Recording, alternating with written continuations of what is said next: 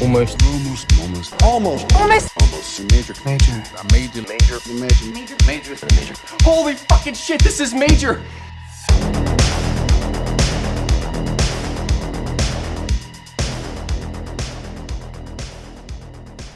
Hello and welcome to another episode of Almost Major. We talk about the many major studios and the films they release. We are still on our mini-series of Lionsgate films, and today we're talking about The Devil's Rejects from 2005. My name is Kevin Tudor. I'm here with Charlie Nash. Hello. And Bryden Doyle. Hello. And joining us again is Mr. Robert Zombie Apologist Scout Tafoya. Hi, how's it going? You're like, I'm not apologizing for shit. No. I don't apologize for fucking shit. Especially- I didn't rig shit. Yeah, especially don't apologize for this one. Jesus. Oh no, this is a great movie. Roger Ebert gave it a great review. Ty Burr gave it a great review. It's a good movie. Canonically. I mean, maybe we're jumping the gun a little bit, but I remember getting into horror movies around this time, and then I was like, wait, Roger Ebert liked this one? Because he was on his show, and he had that whole thing of like, I'm giving it thumbs up, but I don't want anyone writing to me saying I gave it thumbs up and it was disgusting. And then he like gave the most explicit warning possible. that just sounds a little like a Drew Tarver Teachers Lounge bit. It's disgusting. It's disgusting. I read that invitation. It was disgusting. Sorry. Oh, you're fine. This Devil's Rejects opened on July 22nd, 2005. This is a summer movie. That's funny. At number 8 in 1,757 theaters. Budget was $7 million. Opening weekend did $7 million. Domestic gross of $17 million. And an overall gross of $20.9 million. And once again, the Oscars were nowhere to be seen. But goddamn it if Fangoria's Chainsaw Awards didn't recognize it. Nominated for 2 Chainsaw Awards. Best Villain for Sid Haig and Line That Killed, parentheses, best one-liners. And that one-liner is, of course, boy, the next words out of your mouth better be some brilliant fucking Mark Twain shit, 'cause it's definitely getting chiseled on your tombstone. Kind of good. As far as Rob Zombie lines that I cannot stand and ones that I like, that's like right in the middle. It's like brilliant, and also I'm just like, you're trying, but also at the same time, everything Otis says in the hotel scene is like too much. He's going for it a lot. But it won Killer Movie and Relationship from Hell, parentheses, Bill Moseley and Sherry Moon Zombie. I would watch a movie called Relationship from Hell that is just Bill Moseley and Sherry Moon. Top 5 films this weekend. This is even worse than the one previously. Charlie and the Chocolate Factory, Wedding Crashers, Fantastic Four, The Island, and the remake of Bad News Bears. Yeah, that's pretty rough. Yeah, I've seen... Well, I saw... I would argue there's like something kind of fun about Linklater remaking Bad News Bears at the same time as Rob Zombie is making a 70s set horror movie. I think that's kind of cool. They're both independents. They're both existentialists. Yeah. Good point. Yeah. Do you like the Bad News Bears by Linklater? For the record, I have not seen all of the Bad News Bears remakes. I haven't seen it since it came cannot out, so vouchsafe an opinion one way or the other. I should finally watch it. I just did an extra for Arrow's Blu-ray of Boyhood. oh, hell yeah. Which is exciting. Tell them to put out Suburbia. That would kick ass. Is Suburbia not on Blu-ray? I thought it was. Maybe I'm wrong. No. I'm sorry. Oh, it's not? Okay. No, it's like I found only a good Warner Archive DVD that's like $20. I'm not gonna lie, I saw every single one of these 5 movies in theaters because I was like a mall rat as a teenager and there was a movie theater connected to it. So whenever it was just like, yeah, we're done in Newbury Comics or Hot Topic or whatever, let's just see what's playing. And I remember specifically wanting to see Devil's Rejects, being too much of a chicken to sneak in. So I was like, let's go see The Island, which is like the worst Michael Bay movie. Well, not the worst, but it's certainly not his best. But it's maybe his most boring. Yeah. Which is, I mean, he shouldn't have a most boring movie, but I don't know. When you say you're a mall rat, you mean like in that movie, Paul Mazursky's Scenes from a Mall? I worked at the Salmon Pond Mall in Marlboro, and I worked at an Arby's, and then I worked at a Newbury Comics, and I did work at an Arby's in suburban Massachusetts. Which... speaking of mall rats, Priscilla Barnes was in this movie. The psychic in Mallrats. And she's so good in this. She's everybody's really, really good in this movie. I specifically remember. What is that about? What does that mean? What do you mean? Who's bad? No, I wasn't saying bad. How could I? I I was gonna. You were thinking about it. No, I think everybody's pretty damn great in it, but it just. It's like it's one of those where it's just like don't really like it, but goddamn it, everybody's killing it. Everybody's really good. Yeah, I'm sorry. We're approaching midnight, so like I'm much more defensive than I was during our last episode. Oh, I'll be defensive about this one too. You're in good company.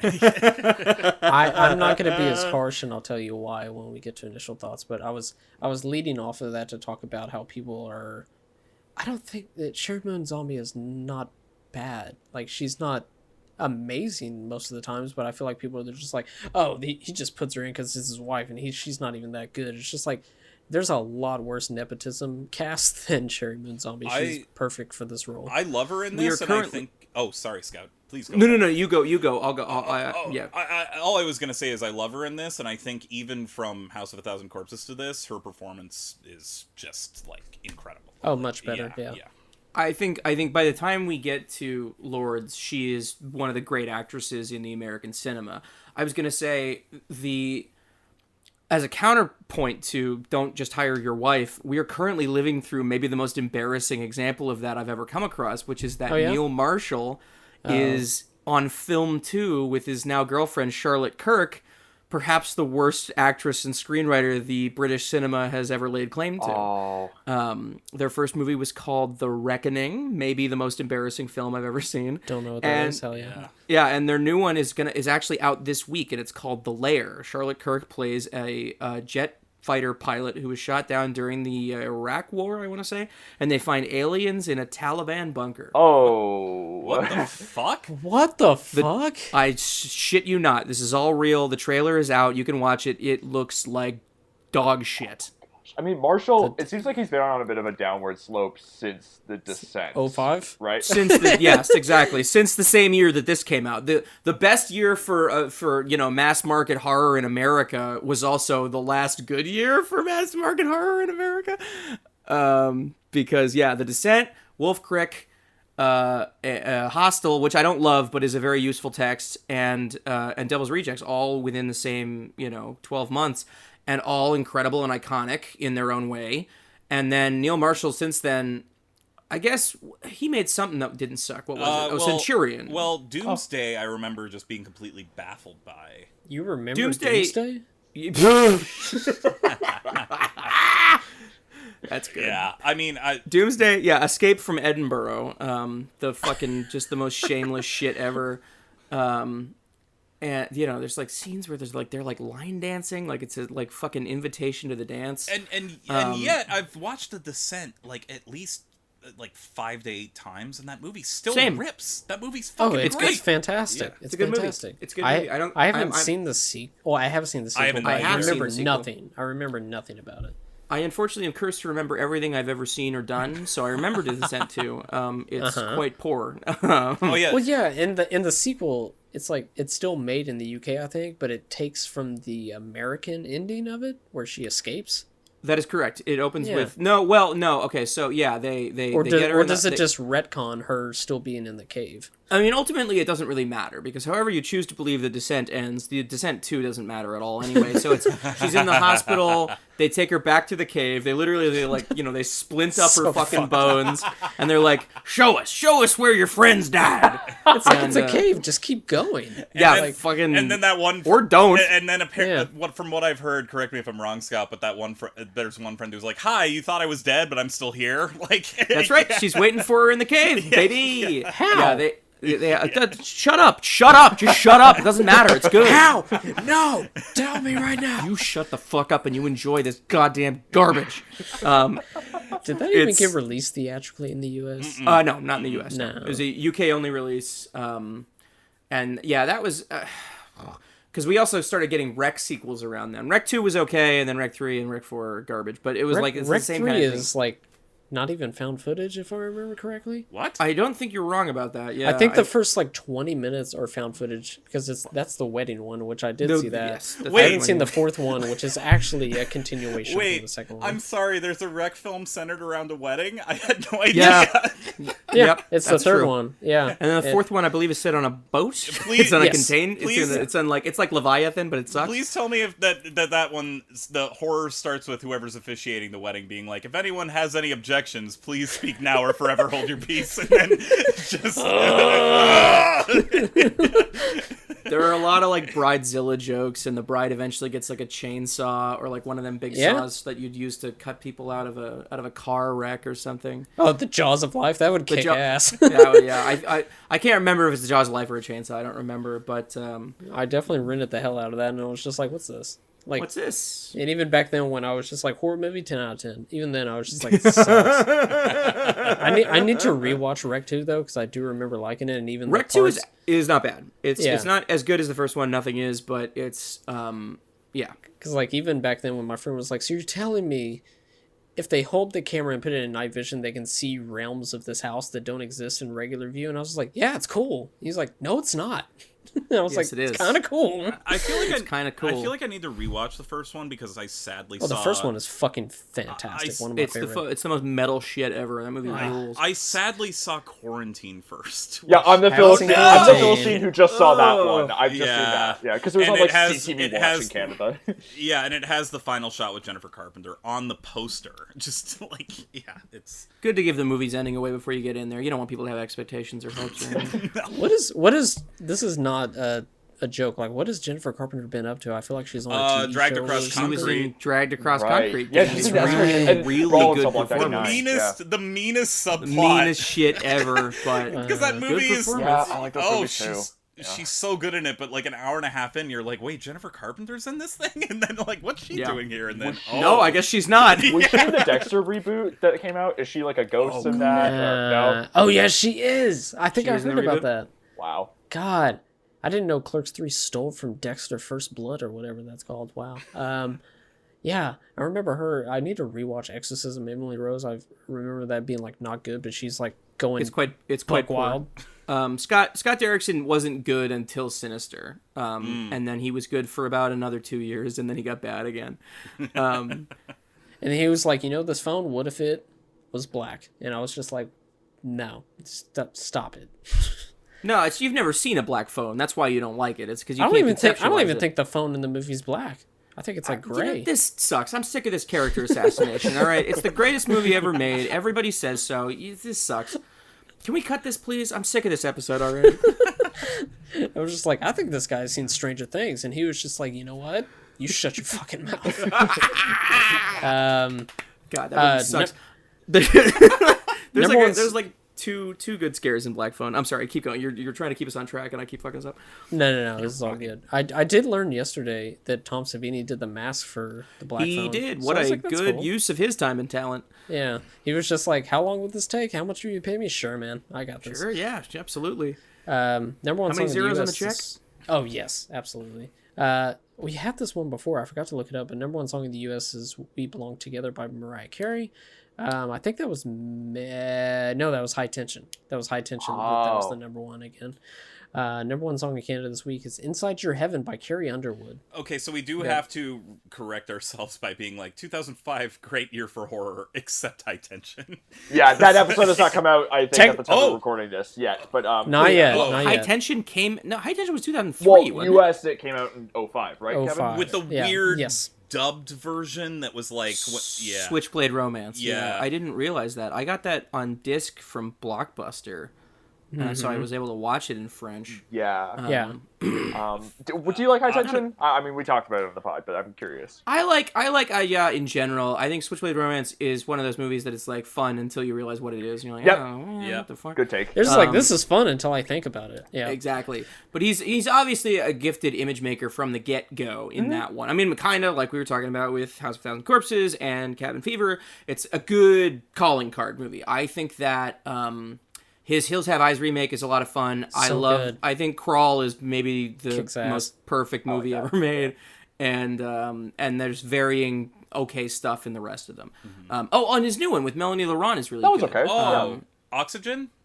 Oxygen, like that a lot. Has anybody seen Ninth Life of Louis Drax? No. I didn't even know that existed Written by Max until I was Mangella. researching. Is that true? written by Max Minghella? Yes, I believe it is written by him. I did not know that. The Social Network guy? Yeah, Anthony Manghella's son. The killer from Spiral from the Book of Saw. I saw that movie. I don't remember that. Wow. You could you be telling the saw truth. I don't that know. movie? Because yeah, I did. Because we mentioned Spiral Melanie, from the Book of Jigsaw, that movie. because we mentioned Melanie Laurent and horror. Have any of you seen her film Respire or Breathe? Yeah, good movie. Oh my Good god, movie. I love that movie so much. It is not technically a horror movie. That's like one of the scariest movies of the past 10 years and fucking very devastated tense. me. Holy Very shit. tense film. Yeah. Yeah, no, she's a good director. She made a movie in 2010, I think, called Orphans or something like that. Really, really good with Denis Menochet. And then she made a film about 2 years ago called The Mad Woman's Something or Other. That was also quite good. She's a good And director. then she did that movie Galveston, which was like written by Nick Pizzolatto. Oh yeah, that's right. that was Who's a actually pretty good. colossal piece of shit that guy is. Took his name. He took his name off of the movie, or he wanted to, because she was like taking liberties with it or whatever. Yeah, Galveston was good. I like Galveston. Ben Foster, Elle Fanning, good movie. The Devil's Rejects follows the... I don't know why both of the Google summaries call them Murderous Backwoods Family, but it says follows the there's no Murderous woods in Backwoods Texas. Firefly family as they take to the road to escape the vengeful Sheriff Wydell, who is not afraid of being as ruthless as his target. Once again, written and directed by Robert Zombie, starring once again Sid Haig, Bill Moseley, and Sherman Zombie, also starring William Forsythe, Ken Foree, Michael Barrymore, Leslie Easterbrook, Jeffrey Lewis, and Priscilla Barnes. Trivia. There's quite a lot of trivia, and it's all pretty interesting. Around 100 digital effect shots appear in the film, mostly to create gore. The violence that didn't involve direct skin contact were achieved practically.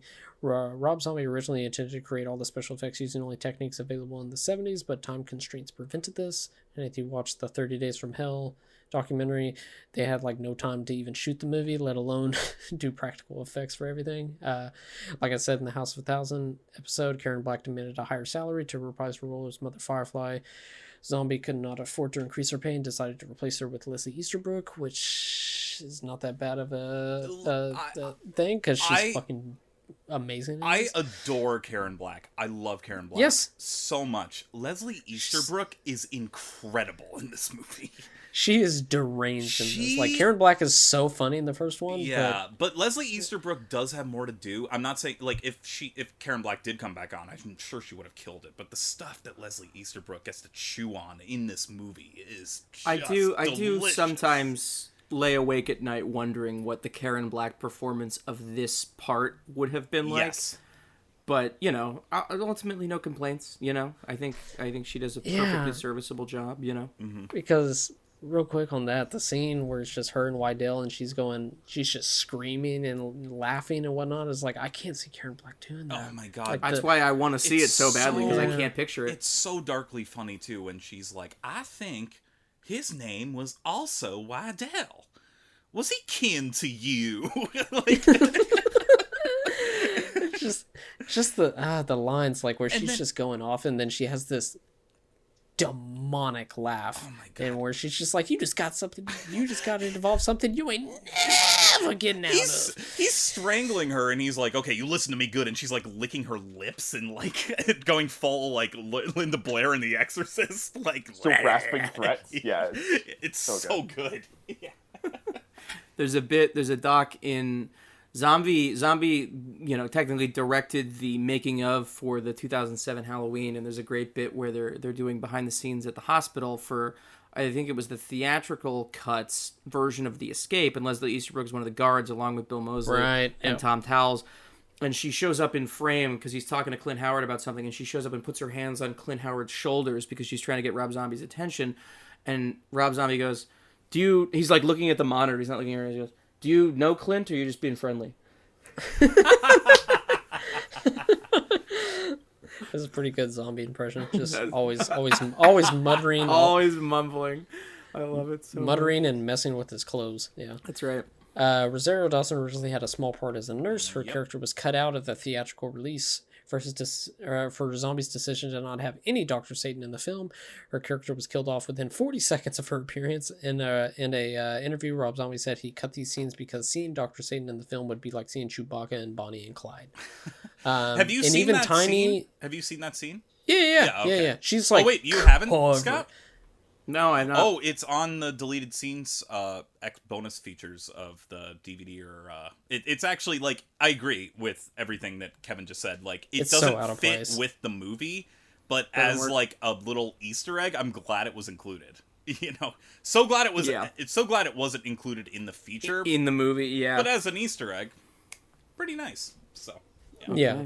Because he also said he had problems like including Tiny because he felt like that was also a comic part of House of a Thousand, so he really just cut it down to the But he bare fucking minimums. nailed it, man. Oh I my know, God. Whatever is left of the tiny stuff is some of the best shit in that movie. Yeah. Like, Yeah, just opening with him dragging the naked female corpse is like the most gauntlet throw of an opening, basically. Like, other than them pulling out Laurie Strode's fingernails in Halloween 2 to get her on the gurney, Yeah. or Richard Brake's monologue in the beginning of 31. Like, there's just, God, it's just so good. It's just such a great opening.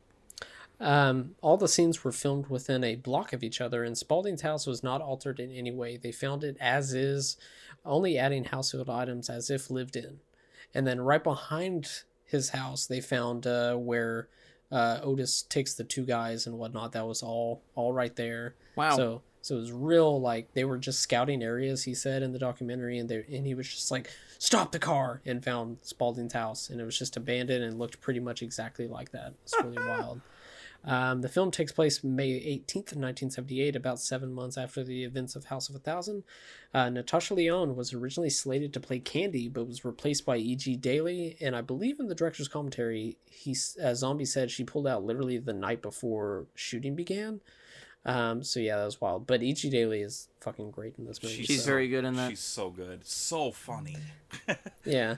Simon says, put your hands up. He said, get your fucking hands up. That close up where Charlie's asking her why she didn't bring in as much money as he wanted, and she's like, all they want is a quickie hand job, and boom! And the editing too, where it's like cutting the close-ups of her, it's just like, it's so chaotic, like combined with It's that. nutty. I'm thinking that everyone's Fucking into love it. that Star Wars shit. Everyone wants to fuck Princess Leia, right? I'd fuck her. Yeah, Thank I you. I love the Ken Foray lines, like, last thing I want is horny robots running all over. Yeah. Michael Berryman. They're called droids, boss, which is the only part that doesn't work because there's no way Michael Berryman saw Star Wars in 1977. It's just like, let me get away from this very secluded fucking Yeah, exactly. place. Let me. I gotta Yeah, go see, I gotta can't. go I see can't Star work my Wars. car door, and I work for a whoremonger who fucking cooks fried chicken from scratch every week. But I'm gonna drive down to the drive-in to take in Star Wars. It's just Yeah. Ken Forey's just doing business. He's just like, dog, did you go see Star Wars? This shit was pretty wild. Bill Moseley said that one of the hardest scenes he ever had to film was the motel scene with Priscilla Barnes. My Well- favorite Rob Zombie story ever Yeah. is the filming of the motel. It's not my favorite. Quote, yeah, the motel scene. Oh, God. Oh, Jesus. I'm sorry. This line that Rob said is the most try-hard shit ever. No, it's amazing. Quote, It's amazing. Quote, yeah, the motel scene. I walked off set after that. Of course, after Rob said cut, my stomach was in knots. I went to express to Rob how I felt the scene was, and Rob said art is not safe. Come on. No. It is definitely, it still is so incredibly upsetting and powerful. It is the scene that I wrestle with the most in this movie, which I love, but yeah. I I can don't see wrestle both with that at sides. all. I I can just don't see like it. both sides, absolutely. And Yeah. apparently, Priscilla Barnes was a real fucking champ through all of it, from what I understand, right? I mean, Uh-huh. I mean, you can't read the script from that scene and kind of not know what you're getting yourself into. So I feel like Yeah. anybody who wasn't up to that challenge would have just ducked out. But it's the thing where Bill Moseley shoots Brian Posehn in the head and Lou Temple pukes all over the bed in response to it is very maybe my favorite thing in that movie. Yeah, because the scene before, he's just so cocky and is talking about the people on TV. He's like, they don't know shit, and I'm the best. And Rob Lou and Temple both fucking rules. Lou Temple being in Devil's Rejects and Unstoppable is like the best blue collar arc of any actor ever. That's like pure 1970s filmography right there. He's like a better Jan Michael Vincent. Yeah, Zombie said with that scene that it was just like, yeah, I just wanted to show just how he's just talking all the shit, and then 30 seconds later he's just the biggest no good loser, just vomiting after that. It's just like, yeah, these are not the So guys you good. want to be with. It's And so then good. and then lastly, this movie had to be cut 7 times in order to receive an R rating from the MPA. According to Zombie, the censors had an issue with the film's overall tone, specifically the motel scene. The scene had to be cut by 2 minutes for the theatrical cut. The cut footage was restored.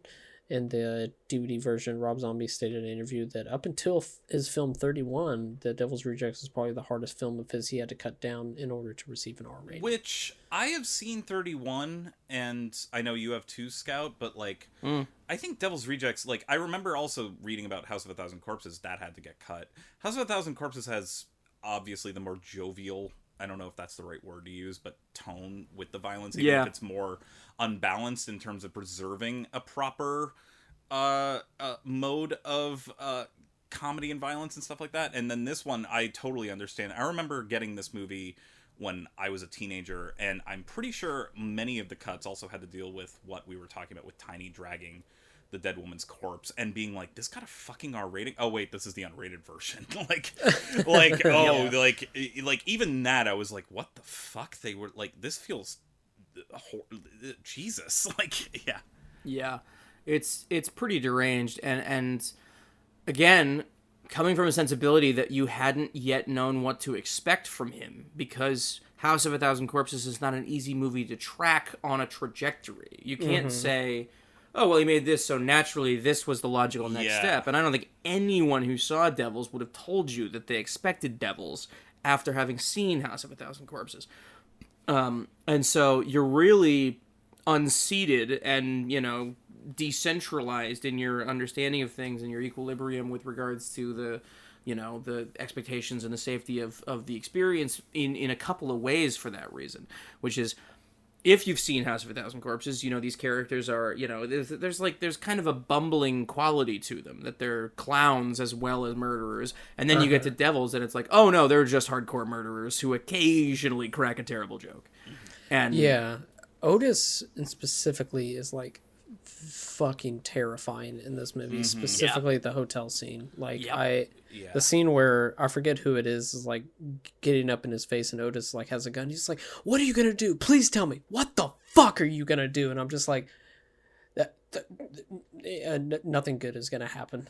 Like, that line chills the shit out of me. And it's after a joke where I guess I'm trying not to get too far ahead, but I'm always surprised by how funny this movie is in the midst of being terrifying, because right before that, they enter the motel with guns, and it's him and Baby is looking at the TV of the channel they just happen to have on, and it's like, God damn it, look at that jacket. And Bill Moses is like, what? On TV, and it cuts back, and this guy has this wacky looking 70s jacket, and he just goes, it's a nudie suit. He's wearing a nudie suit. I think it's Buck Owens. Well, fuck the TV. Fuck the TV. Fuck you. And it's just like, it just captures that sibling rivalry in this over-the-top Grindhouse universe. But then he hears, that guy's wife in the shower, and it immediately cuts to that, and I can't explain why that joke lands, and then that scene of horror lands so well, but it really does switch tones within seconds. But I think because the intensity never drops. It's always intense. Exactly. In House, and because like the score in Devils keeps up the intensity even when the action doesn't necessarily follow, so that there will be the occasional cut to something less horrifying, whether it's them doing the ice cream or the weird conversation about having sex with chickens or something like that. But when it's time for it to be intense, the score gets intense, the photography starts cutting more rapidly, and all, like you feel trapped in a way. And it even cuts to Priscilla Barnes after the "fuck the TV, fuck you," where she's just so horrified and is like, "What's happening here?" Like, I don't understand. Yeah, I can't wait to talk about the scene before that where it's Jeffrey Lewis and Sherry Moon, that conversation. That's so good. It's awesome. It's so good. Jeffrey Lewis, amazing actor, incredible work. I felt like such a dummy because like earlier this year we talked about Way of the Gun, which he's also in.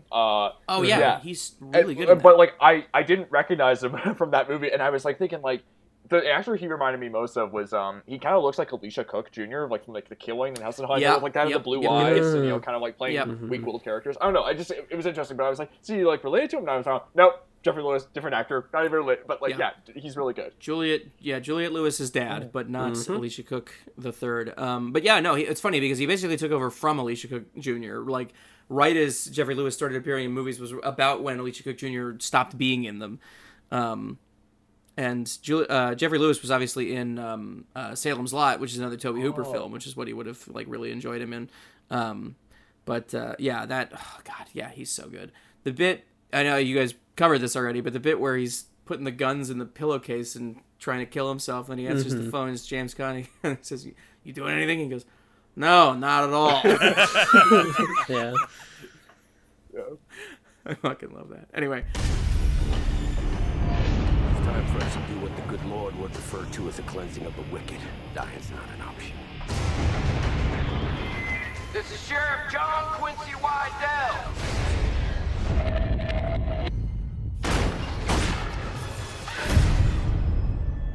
What police have uncovered, words can't describe it. Body parts, human skulls, and a mass graved under the crawl space of the house. You're out there listening to this. I got a message for you. I'm coming to get you. You can't run forever. You're gonna have to stop somewhere sometime, and when you do, I'm gonna be there to put the wrath of the Lord up your ass. Please, mister, this is insane. Please don't hurt me. Now what do you want to do? Please, mister, stop. Stop? Bitch, I have just started. I am the devil, and I am here to do the devil's work. Okay, let's get into initial thoughts. I don't know when I'm gonna go. Let's start with Scout. How about that? Yeah, I love this fucking movie. First time I saw it, I was kind of horrified and I couldn't find my bearings quite yet. But by that point, I'd seen Halloween 2 and kind of wanted to find, Citizen Kane Rosebud here, and something about that I kept going to. And it's funny because my best friend Tucker had seen it at that point, and I brought up The Devil's Rejects one day while we were at school, and he was like, "Well, they play Freebird in its entirety, so it's the best movie ever made." I was like, "Okay, all right," and I went in with that attitude, and I was like, "All right, this is pretty good." And then, as the years went on and I saw more of Rob Zombie's stuff and grew to appreciate especially the visual style and his, particular film texture and all that, and I just really came to find his world, despite all the horror, despite all the screaming, to be one of the most welcoming cinematic spaces, because it does make room for you as a viewer. It needs you as a viewer. It's not a film that's above you. It's not a film that tries to outsmart you. It's what's in front of you is the movie. What's happening is the movie. And I was really, really taken with it, to the point now where I've thrown it on a couple of times this week and just been so fucking entertained, which, again, it's the warped sensibility of these things. Is the more time you spend in anybody's brain, the more comfortable you are with those things. And so the horrible stuff that happens scene to scene in this movie, it's like, yeah, it's awful, but also it's tempered somewhat because there is the understanding that this is just a work of art. This is just a work of fiction, and you can treat it as it's meant to be treated. I think about, one of my favorite, I don't know, I have a tough time picking a favorite image or scene or anything in this movie because I basically like everything, but in the opening when the Allman Brothers starts playing, when Midnight Rider starts playing, so good. They go down to the basement and they've got all these women just held captive down there. And Sherry Moon Zombie kicks the cage to get them to stop screaming, and there's a close-up of one of them holding bars and screaming like Susan Hayward, and that's where the title comes up. I'm like, this is incredible. This is amazing. This is a mastery of tone, and you know exactly what you're doing, where you've gone from this super serious gunfight where the woman's about to fucking kill herself and they won't do it, and you know that the sheriff is going to fucking beat the shit out of everyone. It's all violence. It's a world of violence.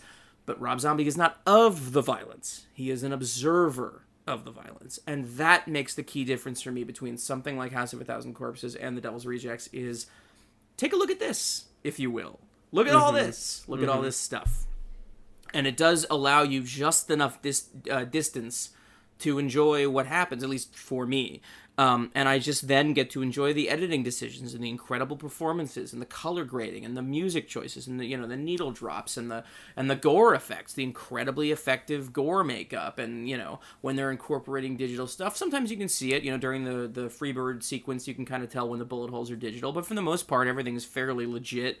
And then just the way that all of the moving parts of that movie kind of grind against each other in this kind of like broken clock sort of a fashion, where it's like you've got William Forsythe having a conversation with Steve Railsback, and then you got him talking to Danny Trejo and Diamond Dallas Page, and just like a world of scumbags and psychopaths that it acts exactly the way that you expect it to when you watch Troma and Wes Craven, and it's just a good place to be, because we know that his intentions are essentially twice removed, because he is not the first person to make movies like this. He's not the first person to put X, Y, and Z in a row like this, but he is incredibly talented when it comes to reproducing the feeling of that era in a way that still feels, true to him and personal to him. And I could watch that movie night or day. I just love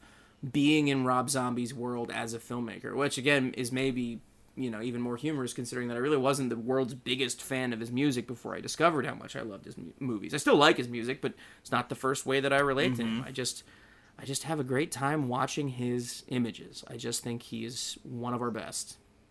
Hell yeah.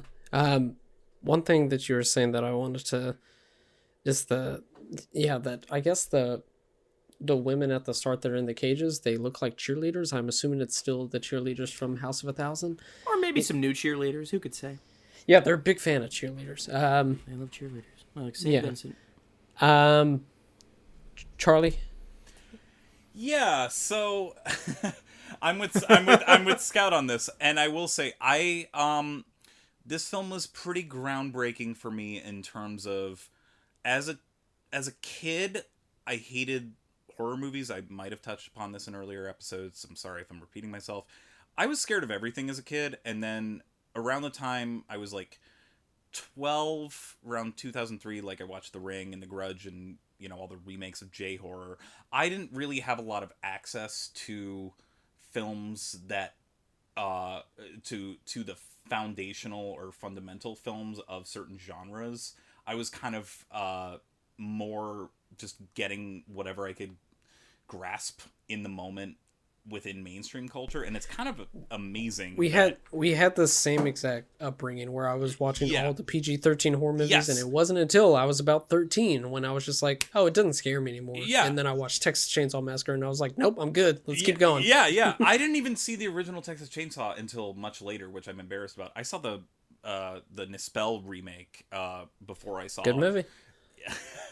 I haven't seen it recently, but it did fuck me up as a kid. I remember also, the PG-13 stuff was getting into. Then around 2004, 2005, started sneaking stuff at sleepovers that was very torture porny, like Saw and Hostel and all this stuff. And then eventually my parents... You're just like, hey kids, you ever seen Guinea Pig? And then eventually my parents just kind of gave up, or they were like, ugh, like, we can't stop you. You're not drinking or doing drugs yet. We'll let you have this. So I remember, I'd saw and Hostel and, but again, hadn't seen any of what this film pays homage to. And do remember being like, I can stomach anything. And just from the opening shots, from what we were talking about of Tiny just dragging that dead woman's corpse, being like, oh my, this is something else. Like, even from that tone and the way it's shot and stuff like that. And then that gunfight and the way that the characters have clearly developed relationships with one another before the action even starts, just when they're reacting to the cops. And then just the violence having a different type of horror and power to them, even though I enjoyed spending time with them. And to this day, I'm almost a little disturbed with how much comfort, like, Scout, I agree with you. I find this film oddly comforting, even though, like, I don't know how, if you showed me this film today, how I'd react to it. But as a 13, 14-year-old who this was a gateway into a certain type of exploitation horror, even though it was obviously paying homage to the films that came before, and as a first exposure, I had never really seen a world like this where every supporting character is played by some sort of some legend niche that led me down another gateway into their history and their, I mean, I will say, when I, as a 14, 15-year-old, saw the voice of Tommy Pickles from Rugrats playing a sex worker who wanted to dress up like Princess Leia, that blew my fucking brain. But and again, I remember classmates of mine talking about that when it was new, because I had friends who would just see everything. It didn't matter what it was, and coming back and being like, "You're not gonna believe who's in The Devil's Rejects." I was like, "You're right, I don't believe it." yeah. The voice of Babe, Dottie from Pee-wee's Big Adventure. Of Babe, I fucking forgot. Yeah, she's Babe in the first one, I think. First one. Yeah. Yeah.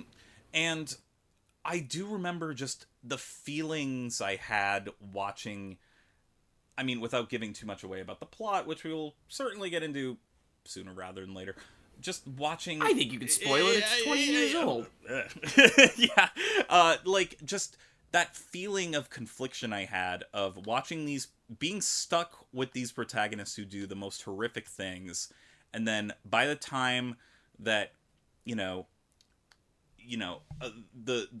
supposed, hero figure catches up with them and does the exact same thing and succumbs to their tendencies, being like, in a way that I wasn't used to as a teenager, just seeing this being like, this is making me feel just as awful. And of course now, watching it far away from 2005, where we can analyze torture porn being very much a product of post 9/11 horror cinema, and also the way we talk about police now, all of that, it even has more power to me now. And there's I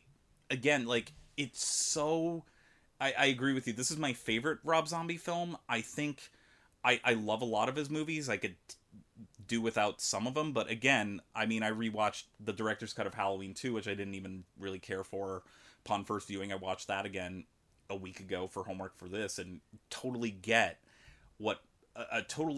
got what people saw in that I didn't get the first time. And it is, in a way, certain aesthetic qualities about horror that I feel like people and filmmakers don't appreciate now, which is even the smallest character can have a personality and relationships with everyone around them on screen, the way they're framed, the way the camera captures potentially their final moments, all has a specific power. And I enjoy spending time with these sickos, which makes me feel kind of gross in a way that even today I'm like queasy about it, where I'm just like, why do I enjoy spending so much time with them? But it is because Rob Zombie loves the genre so much and the complications that come with it, that I think a lot of horror filmmakers today, I know there, and I think there, it's very much on film Twitter about this is trauma and stuff like that. And there are good ones. I love The Babadook, but I agree that there's something about that's very black and white about horror, and black and white about the themes of horror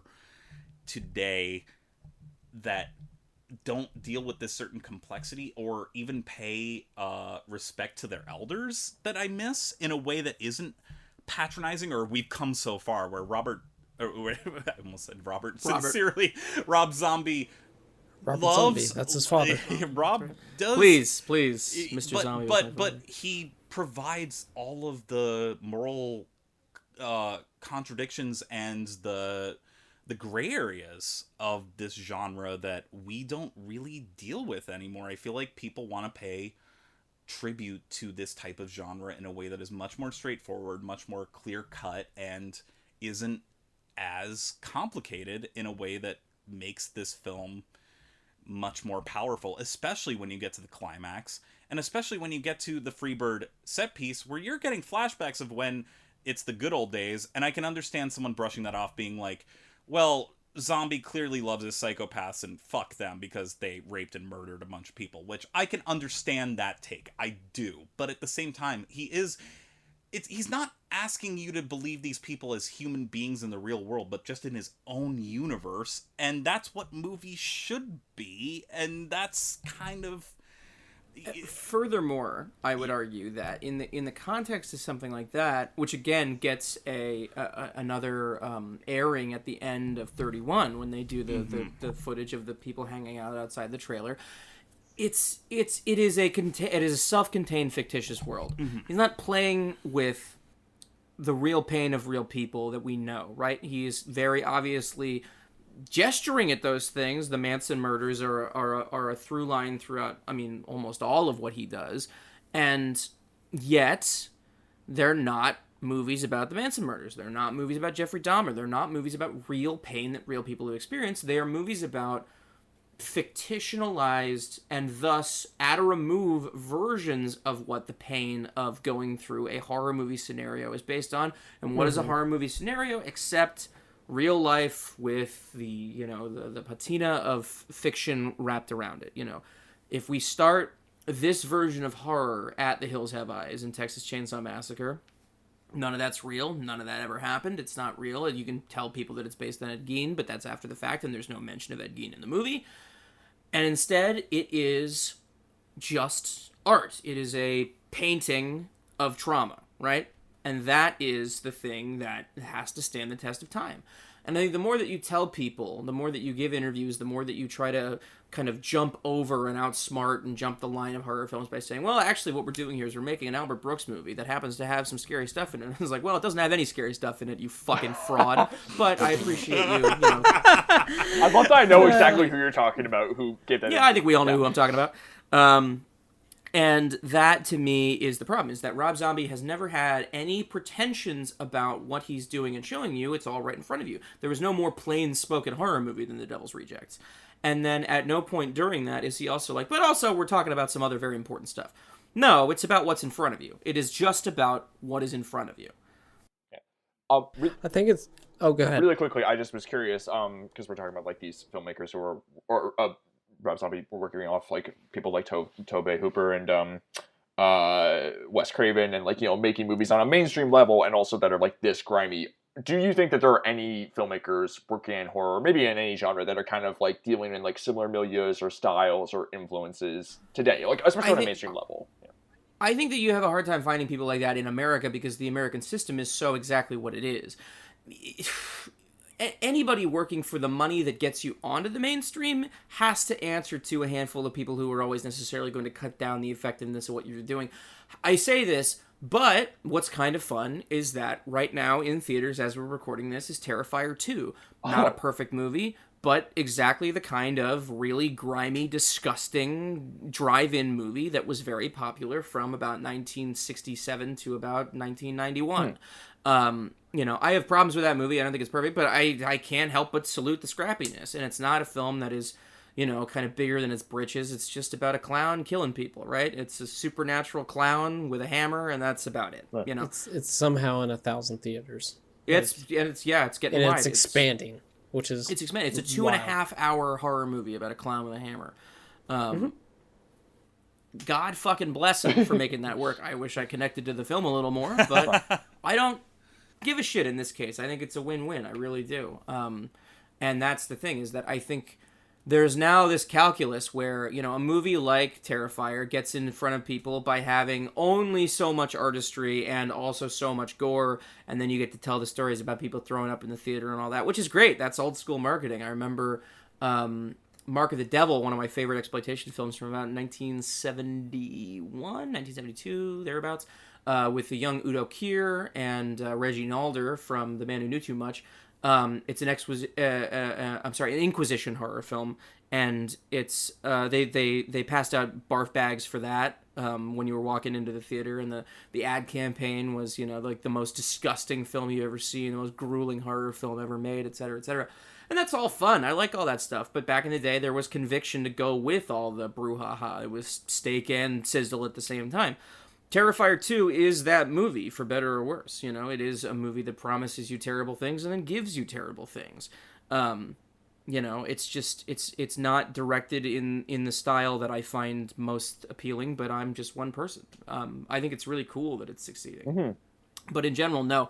If you want movies that really kind of operate on that level, you have to go elsewhere. America is not really producing them anymore. Right. We're not making movies that we're not making horror movies that surprise you in that same fashion, where you're watching them and you're going, wait, what the fuck is this? How did this happen? It really is crazy that, like, in 2005, I did watch it as a teenager and was shocked by it, but I was like, oh, of course, like, this sort of stuff is coming out all the time. And even now. Exactly.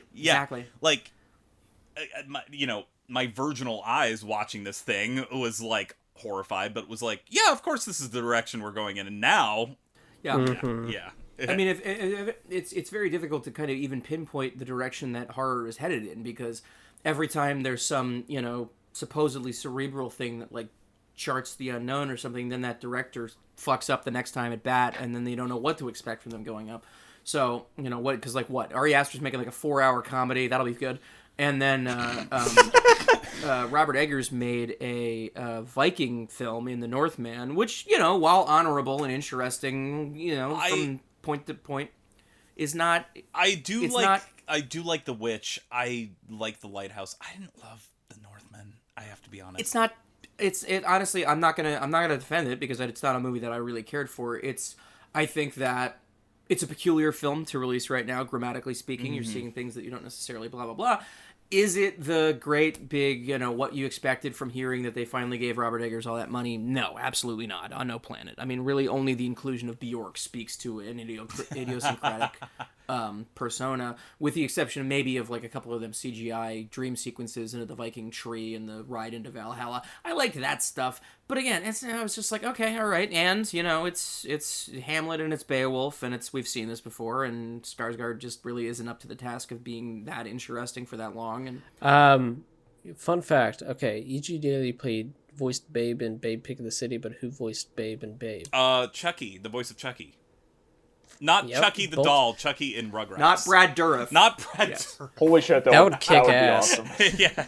Chucky, Chucky, so both Rugrats. You wouldn't mind going in a circle for me.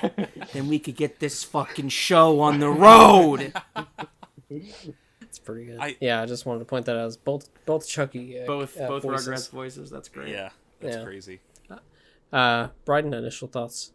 Yeah. So I liked this pretty well. I think I might be, again, like, a little more reserved in liking this. I do think that there's the motel scene, I do struggle with that, especially, like, the way, not necessarily what happens, but how it's shown is, like, the other way. It's like, I feel like just, like, in any time you're showing, like, kind of, like, assault stuff, like, it's like, it's really rough. You question, like, how the camera's showing it, especially, like, almost kind of, like, panning down, like, looking down at her, like, lower half of the body and everything when it's happening. It's just, like, I'm, like, thinking, is that necessarily, like, what you should be showing in that moment? And also, the decision to make it, in a way, like, while not diminishing her presence in the scene, it is also kind of, like, cutting to Jeffrey Lewis, like, and I think it's effective to, like, you know, sort of, like, the idea of, you know, not ignoring this violence and everything, like, you know, where, like, he, like, what he does is he covers his eyes, he doesn't watch and everything, and sort of showing that in action, like, Rob Zombie sort of speaking against that in the moment, but in the sense of, like, when it's happening to a woman, making it sort of predominantly about his reaction to it and his in action with it. I wonder if maybe that's, like, kind of an icky choice to make. I mean, of course, everything in this movie is icky, but, like, yeah. Can I say something? Please, yes, of course. I'm sorry. I don't mean to interrupt initial reactions. Okay. I think what I think works about that scene, which is very, very gross, and if anyone has any, like you, Bryden, I totally understand people being like, "Fuck this! I don't want anything. I don't want to have anything to do with this." I think what is interesting, and again, maybe this is me having seen the movie multiple times since I was a teenager, is, like, the initial scene is them making fun of her for being on, like, riding a road, what is it? It's like rodeo mechanical stuff. bull. Yeah, mechanical bull. And them kind of making fun of her for them being like, your titties were flapping everywhere. And then when it shows that, it's just utter horror. And I do think I completely agree with you that like when like the Game of Thrones scene that did the exact same thing that is criticizing that, I was like, well, fuck this. This is awful. I do think that Zombie does have enough shots on her face to make it empathetic, more so than Bill Moseley's, especially.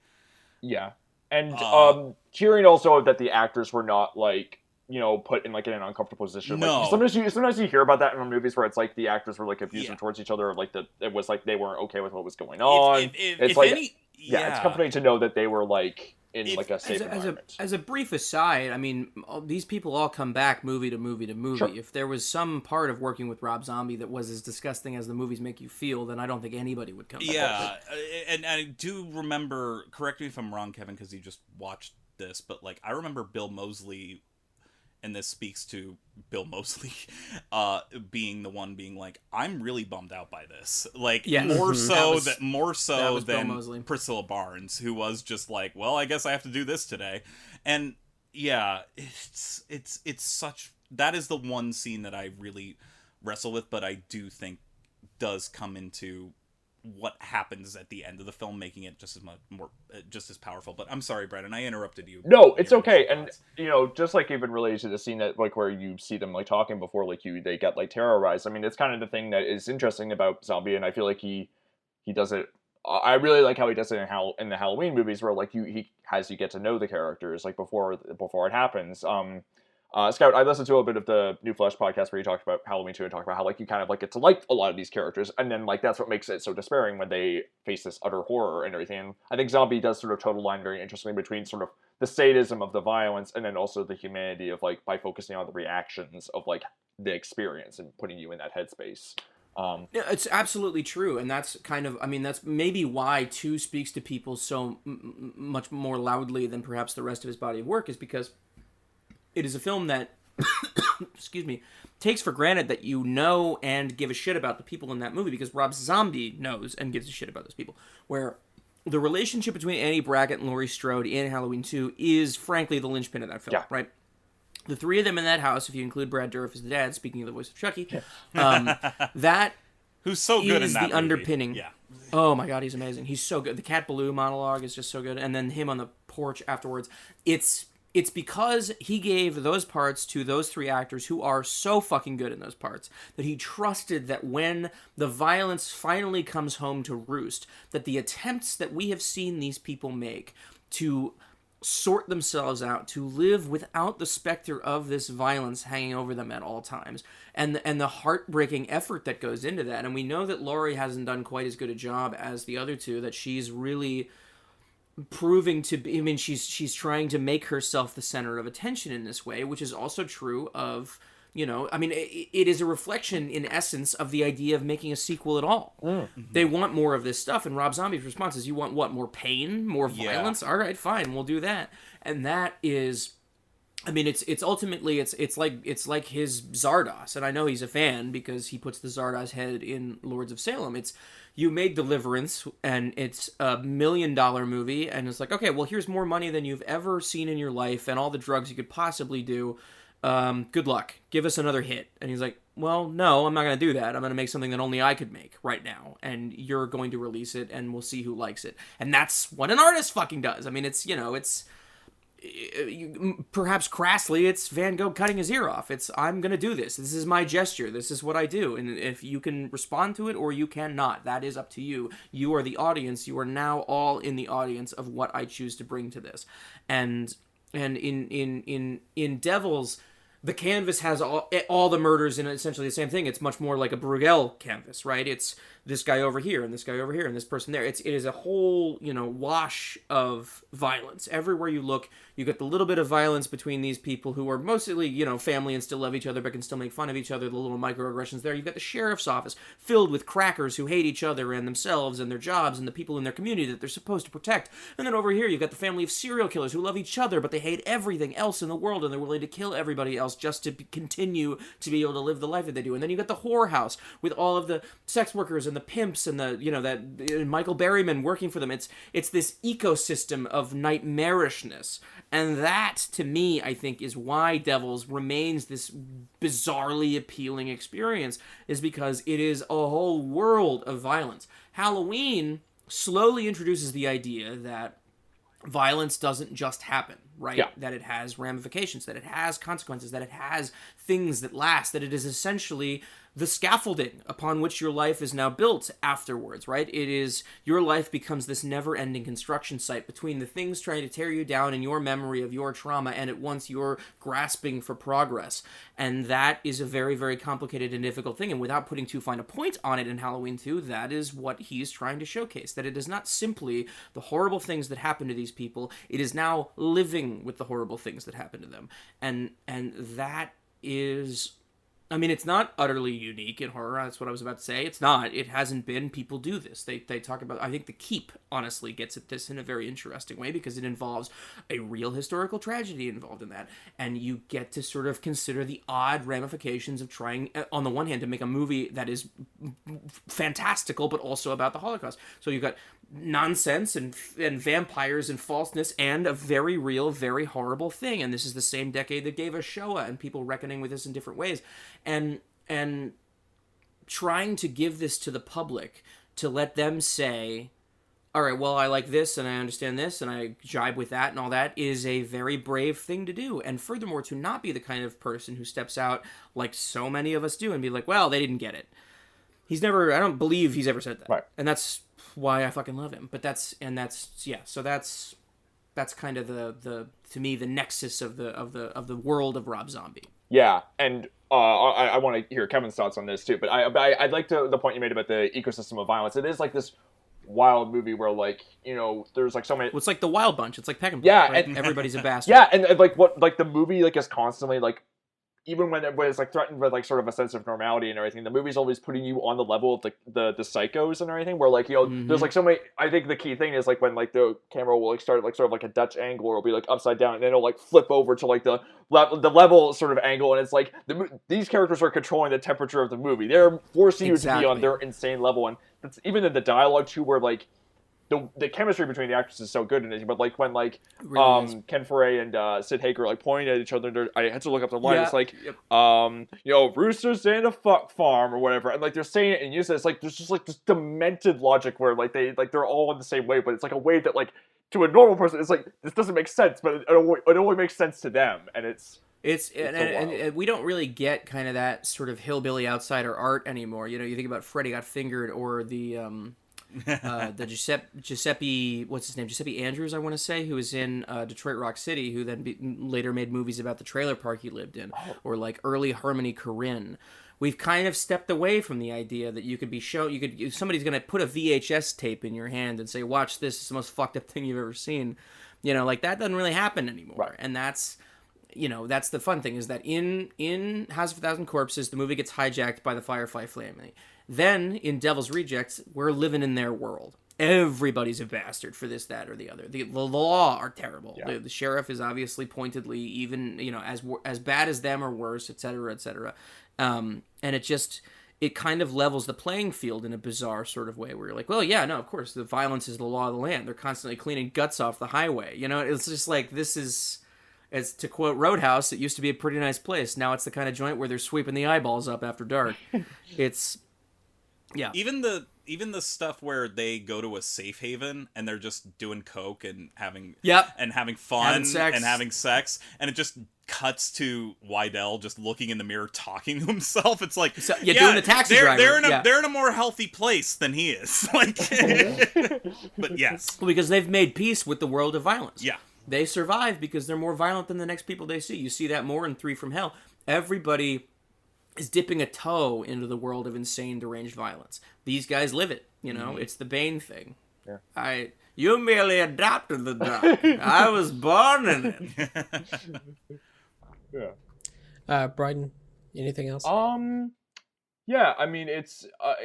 I do like this quite a bit. It's interesting to think about it more, and like, you know, sort of like appreciate it as like I have sort of distance from it. Although I will say like when it gets to like the third act where it is like Forsyth like torturing him, and like and I do like that idea where it is like, you know, he is just as bad. It's like two sides of the same coin or whatever with like him and the Firefly family. And also the idea that like, you know, when like Luke Temple has like the cross and he's like praying for his life and that doesn't help him, and then, you know, it's like you think like, I mean, in this movie it's like I guess like the expected institutions of like the church and the police are like sort of relied on as sort of like figures of help, and it's like, well, no, they're all bad, they're non-existent, it doesn't work or whatever. And I that's really the only thing missing from this movie is a quick trip to the church. Yeah, well, like there's a church in the background when they buy the chickens. You can see that. That's true. I mean, that's true. He keeps that's true. using. I'm sorry if because I stepped away for a sec, but if he keeps using that when he shows up at their house and he's like, "It's time to do what a holy cleansing, or holy whatever, cleansing of the wicked," and then he crucifies right. Otis. And I do remember watching this as a teenager, showing it to a friend who was just appalled by it. And when it gets to that third act, he was just laughing and he was just like, "Ah, serves him right." And I'm like, "Well, right? but like, but also think about why you like, yes, exactly." Yeah, and and again, that's the beauty of it, is the unemphatic delivery of this supposed moral equivocation and blah. I just find that shit so funny. It's funny, Charlie, you talk about showing this to somebody. When I was about 8 years old, my favorite movie was The Thing. And I showed that to a friend of mine at a sleepover. And when I woke up, he was gone because he had called his mom in the middle of the night to go home. Hell yeah.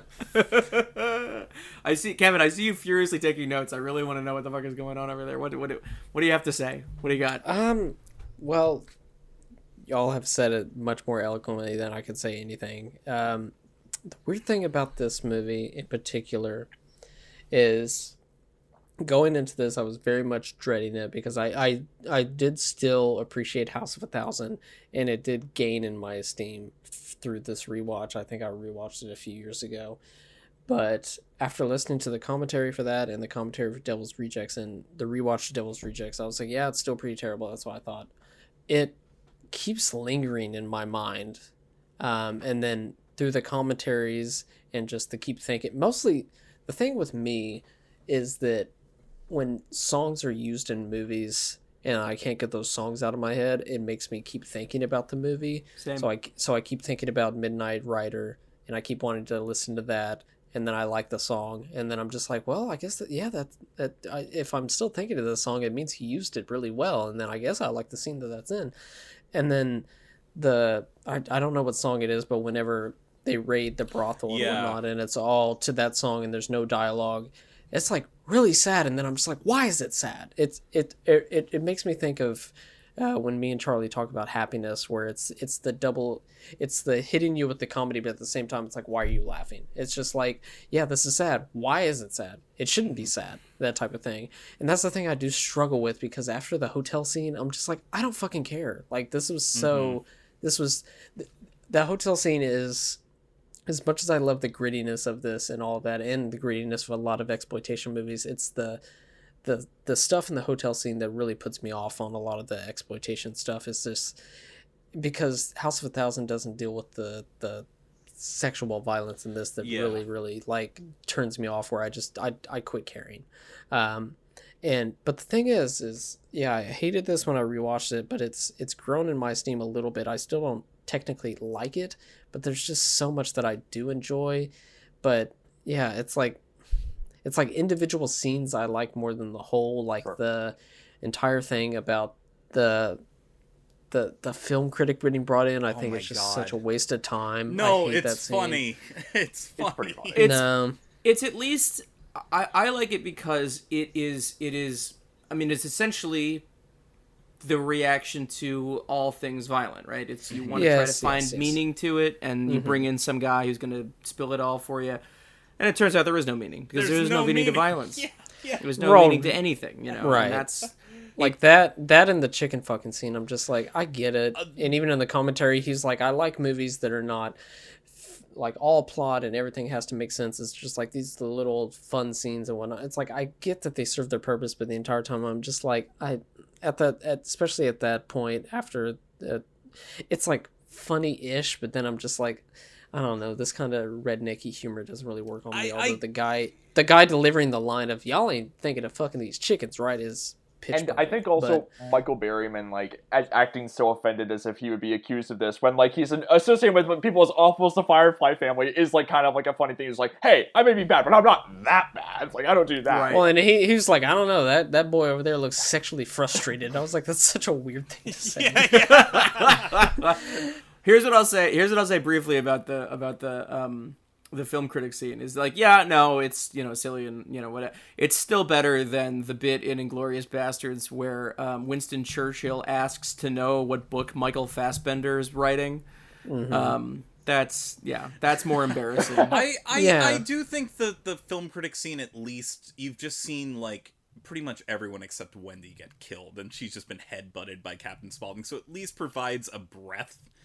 And I think I agree with you that it doesn't add up to anything, and that's also what I kind of find to be funny is also that just the whole Elvis, like, Groucho died 3 days after 3 days before Elvis. Yeah. I think that's so funny to let you know, almost as a signifier, that the sheriff also is a fucking hot-headed asshole. Loves Elvis and is a piece of shit about it. He's such a piece of shit where it doesn't mean anything, but then he kicks the guy who gave him the whole list of, like, yeah, the aliases are all here, and then as soon as he speaks one thing about Elvis, fuck Groucho. Like, I just think, I don't know, there's a macabre, demented energy to that scene that I do respond to. It's like a Twilight Zone Dick Cavett interview. Yeah. And I also kind of love that it, in a way, it's Rob Zombie being like, I love movies, but I can also be a fucking dork, and if you don't utilize that knowledge into something useful, then why the fuck are you here? Like, unless I miss my guess, he's also trying to align the crazies in his world with loving Elvis instead of liking Groucho Marx, because that's what he likes is Groucho. I don't know if he's a fan or not, but it's also telling you not to think too hard about like Rob Zombie's also being like, I mean, I like the Marx Brothers. I like them. Don't think too hard into it. Sometimes influences are just kind of fun. Like, yeah, I remember somebody being at they were at a Q&A. I think it was Toronto for Lords of Salem, and somebody asked him, they're like, why do you have the trip to the moon on the wall? And he goes, I don't know, I like that movie. And they were like, well, that's not a good enough answer. And it's like, no, that is perfectly a good enough answer. It looks cool. What do you want? Yeah, exactly. It looks like fucking dope as shit. That's why it's up there, man. Everything doesn't have to be something. The job of the fucking critic is to figure out why that's on the fucking wall. Yeah. Like, that's not his job. He made the movie. Now it's up to us. Yeah. That's the whole... And Rob Zombie is one of the great practitioners of that ethos is, I don't know, man, watch the fucking movie. Yeah. It's like my favorite, and there are a million of them, Abel Ferrara's story is when Bad Lieutenant was coming out and Matt Zoller Seitz interviewed him and the X-rated version was not being released and the R-rated version was going to Blockbusters, and Matt Seitz asked him, what do you say to people who want to find the unrated version? And Abel Ferrara said, I don't know, try a fucking gas station. Lots of luck. And hung up. That's pretty good. And that is the Rob Zombie ethos. What do you want to know? You want to know what movies are? I don't know, man. Just try fucking watching them. Yeah. Lots of luck. Yeah. So I with this one, I definitely came in being that my esteem has grown a little bit of it just by sitting with it. It's almost like I want to like it more, but I just can't. Mm-hmm. But I do. There are specific things that I do still really, really, really attached to, like the Easterbrook performance. Like I was saying, that scene with her and Wydell, and she's just going off. It's just so chilling. Mm-hmm. And then specific lines that Otis say, where I'm just like, this is demented. Like the, but yeah, I pretty much came into this. It's just like, if you guys can win me over, I'm there. If not, oh well. I don't hate it, but I'm just not. I'm not as won over, and which is so weird because I'm definitely a bigger fan of movies that look and feel this type of way. But I'm siding more with House of a Thousand, which is so glossy and clean. Yeah. Can I ask you a quick question? What are the other zombie films that you have seen? I've seen Lords of Salem. I've seen both of the Halloweens, and unless I'm not thinking of anything else, I think that's it. Okay, just making sure. Yeah, but yeah, it's the thing. It's just like the first 30 minutes is like I'm so on board, and then the hotel scene just kind of ruins it for me. But then it comes back with a scene here and a scene here. Like I said, the invasion scene set to that song is like really good. But there's two things that I want to bring out that we can talk about, and I think the plot with this one is really just like 3 set scenes. It's the hotel and then the brothel and then the shootout. So I mean, going through the plot isn't really needed. But as far as that, when you were mentioning the underdeveloped characters and whatnot, I think in this one it has a very, very pivotal cut where I forget what it's cutting from, but it freeze frames and then it slides in a picture of the band smiling. Yes, and then it just goes Fooled into Around another and Fell in scene. Love is playing. Yeah, that's the song. Yes, Yeah, it actually that's an insane needle. It cuts from Leslie Easterbrook like laughing maniacally after her monologue to them, and then to when Otis is forcing the 2 male band members to dig up the weapons for them, I think. Right. Yeah. So something like that shot says so much of care that he cares about the victims in this movie, that they're not just nameless victims and stuff like that, where it's just like these people had lives and whatnot. But then I can't get away from the fact that he's reveling in so much of their pain and whatnot. It's a lot to, I mean, it's just like what you were saying, Charlie. It's just like, I totally understand if people don't get it, and it's just like, I do like some of it, but it's just so hard for me to get on the Firefly side at the end, which you're supposed to. And when I was young, I definitely did, and the ending definitely emotionally hit me, where I watch it now and it doesn't, but I still am 50% back to when I was 13 watching it and getting so affected. And then it's a very fucking cool sequence. It is pretty wild, and the fact that he said in the commentary that it's just like, yeah, we looked and nobody's really used Freebird in a movie before, and it's just like, how? Well, it's Forrest like, Gump, when Robert Wright is... That's not a movie. Yeah, and then the worst fucking piece of shit ever made? Is that what you're talking about? Wait. If we're going to talk about worst pieces of shit with Freebird in it, we're not... the Kingsman sequence is fucking terrible. 10 years after this movie. Man, Matthew Vaughn should be shot into fucking space. I remember, I guy, felt like man. such a goddamn curmudgeon, just being like, go fucking watch Devil's Rejects, you fucking asshole. Like, yeah, but like, here's the thing, and I think even Kevin, you'll agree with this. The difference between a fucking absolute piece of shit like The Kingsman and The Devil's Rejects is integrity. Right.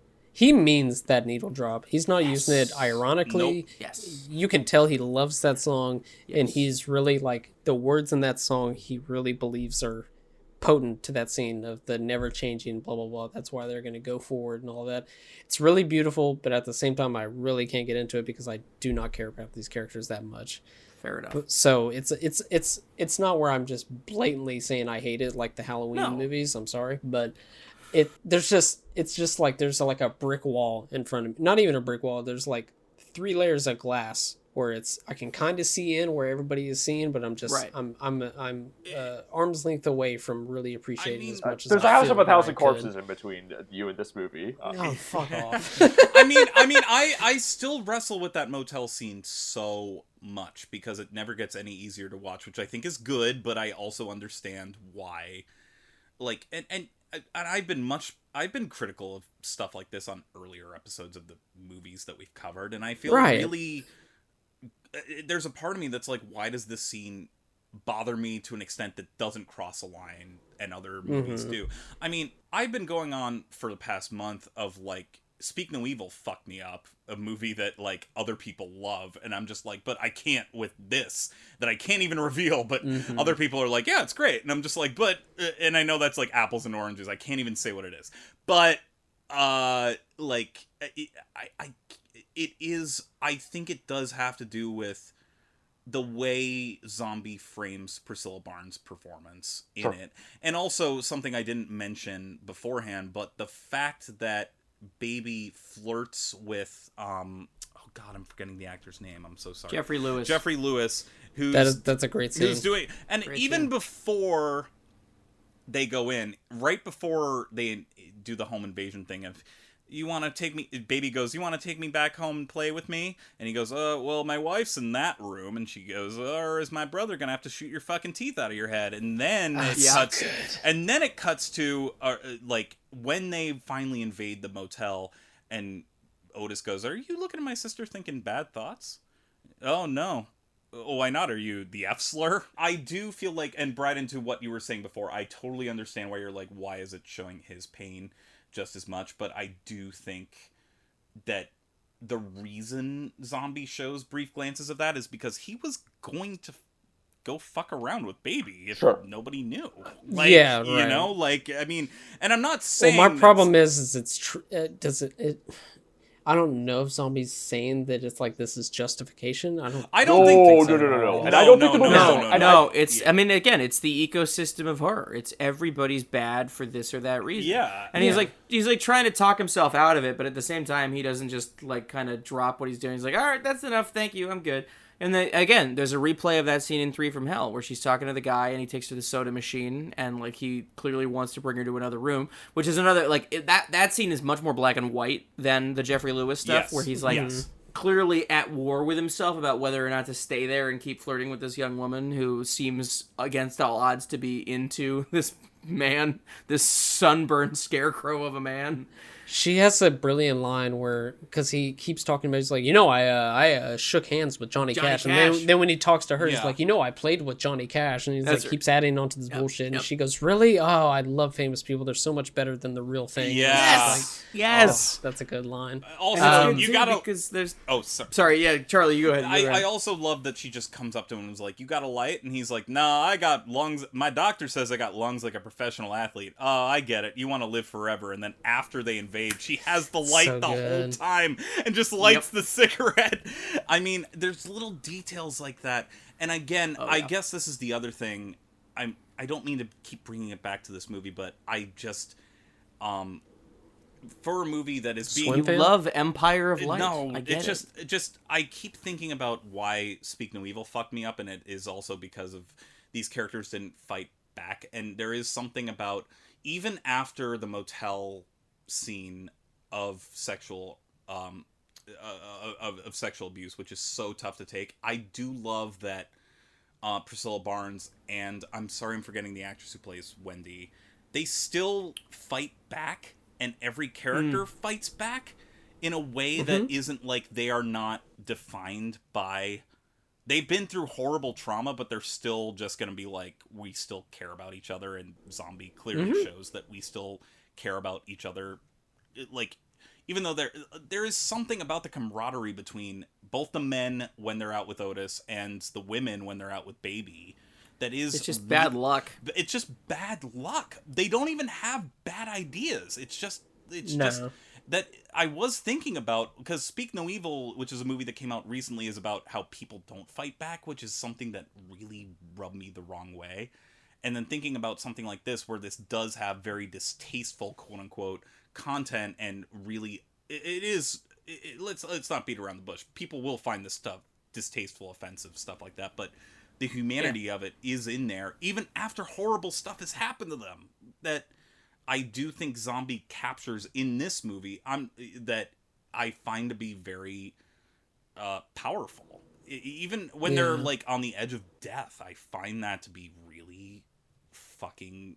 I don't know. I don't know if I'm making sense here. Does that... No, you are. I mean, part of that is he's gotten actors who can play these scenes to let you know the pain that they're in. You know, Jeffrey Lewis there dying in the desert. But also, I think there's something so kind of awesome about, he keeps saying, Bill Moseley keeps being like, pray to your God, right? Pray to your God to come and kill me, to change things. And I'm thinking... a half second of things going the other way, and it would have seemed like God had saved them. Like that's the kind of beauty of that, is the calculus of the universe has to always revert back to the essential character of what goes on in these movies, which is violence. Violence always wins. And that's that world's version of God, is that whatever the worst thing that could happen to the innocent, it will happen. In the case of the sheriff, he'll completely lose his way and his sense of justice, which is the whole reason he exists, to go after and seek revenge, and it will be his undoing. The only people who get to continue to live their lives exactly the way they want to are the people who understand that the most important thing is that you are as violent as you can be all the time. Yeah, I mean, Danny Trejo and his buddy, they're like maybe the only ones in the movie who walk away Diamond clean. Dallas Page. Let's put some respect. Diamond Dallas Page. I apologize for the overlook. But you're right. Those are the only guys who walk away. But the beautiful part is the beginning of three from Hell. Bill Moseley comes back for Danny Trejo. Yeah, he's like, God, I don't know who about you that. are. You fucking will. Yeah. Yeah, exactly. Amazing. Really, to wrap up my thoughts and we'll kind of wrap it up. I'm in sorry general for here. interrupting you so much, Kevin. No, don't. The one thing that really, like, cause I see that hotel scene and I'm just like, this just feels this way and it feels all that. And then I was listening to something. He was talking about the thing from Another World, the Howard Hawks movie, not the Carpenter one. And he was just like, yeah, just watch that and it's so fun to watch. But he's just like, and then it gets hard sometimes where there's just like blatant sexism where they're just like, woman, go make me a coffee. And I'm just like, this is the same guy who did the hotel scene. I'm missing something. So well, I just want to. I'll wrap up by saying that there's that, and then I'm just like, this is not a movie I'm definitively set on. It's one that I keep going up and down on, and it's good to have a movie where this statement of our podcast is not my final thought on it, and I'll probably go back to it and maybe I'll break through on it and maybe not, and that's kind of exciting. That I will say that is an exciting thing to have, a relationship with a work of art that can constantly change and shift and move up and down.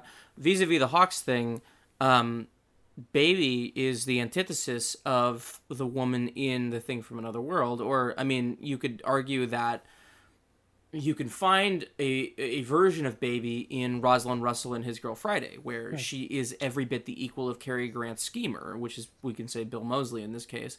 That the Hawksian woman, for the most part, is somebody who keeps pace with the men, right? That was what impressed Hawks, was, I'm a drunken anti-Semite, and if you can keep up with me, then that's who I'm impressed with.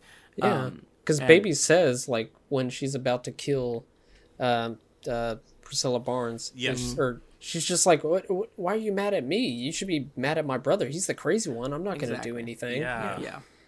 And that's the difference of approach, is that in that one particular Hawks film, the woman has to be kind of relegated to the background of that, because it's ultimately a movie about men doing a job.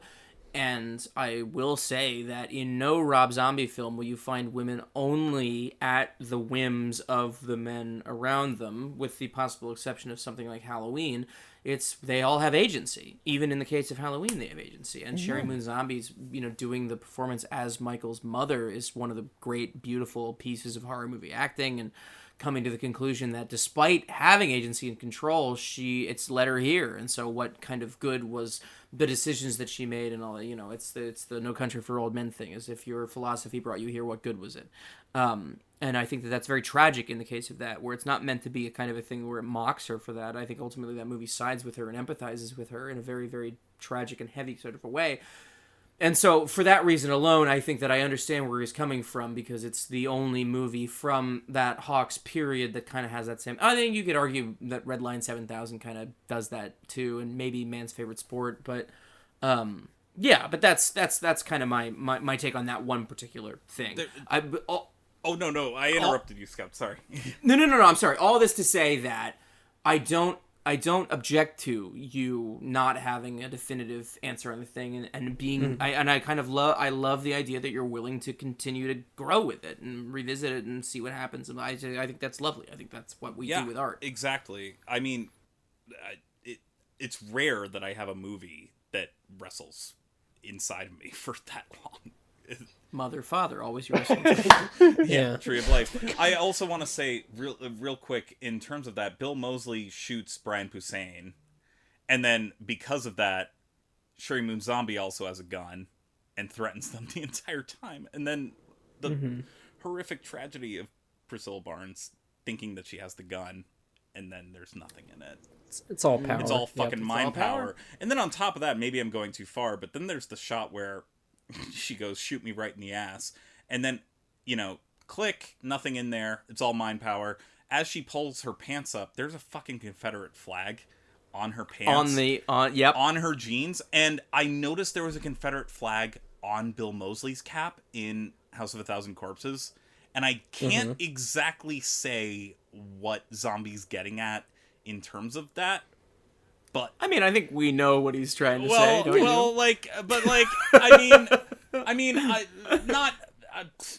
maybe I can't articulate it right now perfectly, is what I'm trying to say. Well, I think you know, you can get into the kind of the weeds about the characters themselves, but it's couching a violent ideology in something that makes sense, right? People drive around with Confederate flags on their trucks, and it's supposed to be this thing where it's like, oh, it's just some stuff I believe. It's not because I want to shoot black people. And it's like, well, that's easy for you to say, but you're not the one seeing the truck in public. And that, I think, is the thing, is that it's essentially the weird, you know, Christ-like walk on water, indefatigable, you know, like power of these characters is that they can do and say whatever they want. They have complete autonomy in this world. That is exactly what I meant. Like, I can't articulate it in that exact way that you did, Scout, but you did perfectly. Yeah, that goes back to Otis in the hotel saying, "What are you gonna do? What the fuck are you gonna do?"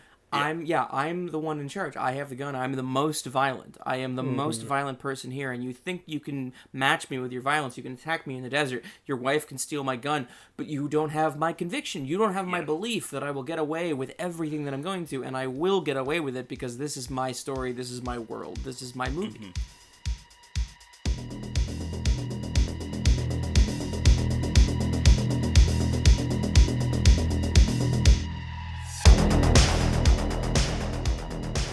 Thank you for listening to this week's episode of Almost Major. Please rate, review, and subscribe to us on iTunes. Please follow the pod on Twitter at Almost Major to keep up to date with what movies we will be covering in the future.